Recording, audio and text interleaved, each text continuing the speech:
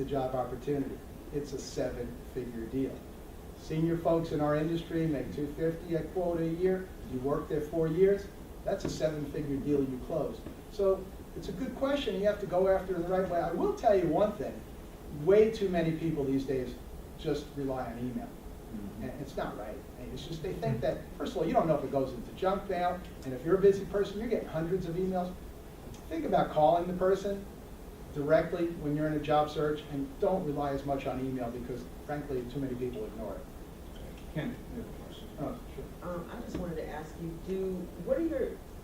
do you recommend writing your own resume, or is it a good investment to hire someone to write a resume for you? And if so, how do you determine who's good and who's? No, I think you should write your own resume, and I think if you follow this advice, you'll be fine, and we could share that with other folks, and people can check with me.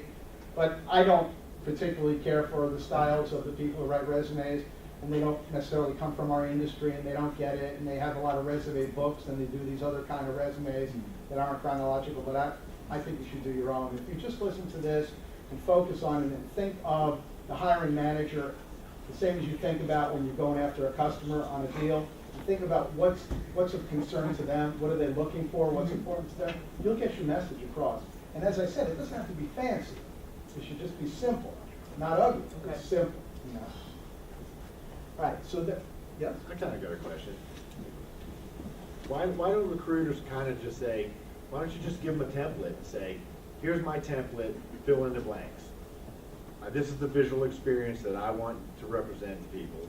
It's a great idea, because I go through heavy lifting teaching all my candidates how to do this. So why which don't I'm you just teaching say, today. create a template and say, cut and paste it in here. This is the font I want you to use,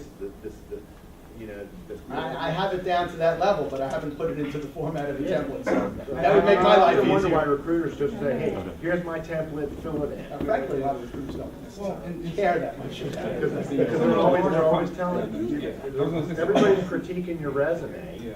because of the visual experience. Give me the template. That's a good Some of the idea. larger companies are doing that as well. All right, so getting back to what we're talking about. We're talking about putting in your bullets, talking about what deals you close, what customers you close with them. Content is king. Facts are king.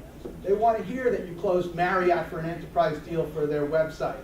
They want to hear that you've sold to the National Reconnaissance Organization. And they also want to know what kind of solution you sold. Whether it was geospatial or whatever it was, talk about that, because that really helps, okay? Then as you go down, put each of your jobs in there. We have a tremendous database at my company. It's been going on for 20 years, and so we kind of know where everybody worked. So people come into the office and say, 3 or 4 jobs kind of disappeared from the resume. I'm like, Jim, what happened to this company, and this company? Oh, I forgot you saw that right. I was talking to another recruiter, and they said, I had too many jobs, so I should take a few off. I'm like, do you know who that recruiter works for? Do you know who pays their bill?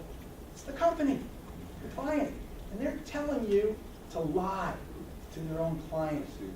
I don't agree with that. Tell the truth. If you were at some place for 2 or 3 months, all right, maybe you could leave a little gap. It's not a big deal. But tell the truth. I had a woman who wanted to get into Hewlett-Packard so bad, I didn't know she didn't have a degree. And she put a degree, and she went in to be a customer service manager, and we placed her, and everybody was happy. And a week later, Hewlett-Packard called, we're firing her. We did a background check, it came in a little late, she doesn't have a degree. So I said, why did you put a degree down if you don't have one? I heard that to get into HP, you had a degree. I said, no. They told me they would have hired you, you're so great, they would have hired you without the degree. But when you start your relationship with a company with a lie, it could only go downhill. And besides, who wants to look over your shoulder thinking, oh, they're going to find this out about me? It's not a good way to live your life. Tell the truth, okay? And then the other thing that could happen, I had another experience with Sun Microsystems back in '87 when I started recruiting, and one person stretched a job 2 months and stretched another one 2 months just to cover a gap. And they put that on their screen. They call it Sun Screen. That person got knocked out for not telling the truth. And here's the worst one. They love the candidate, and they're doing the reference check on him. Oh, I love Diane. I used to, I hired her from Sybase. You hired her from where? Sybase isn't on the resume. So you just lost the deal. So please stick to the truth. I think the truth is the best policy. Will some people not hire you because you're too senior? At the end of the day, maybe, you know, and that's just life in the big city. And then will some people not hire you because you had too many moves?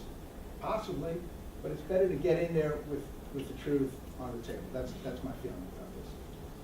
All right.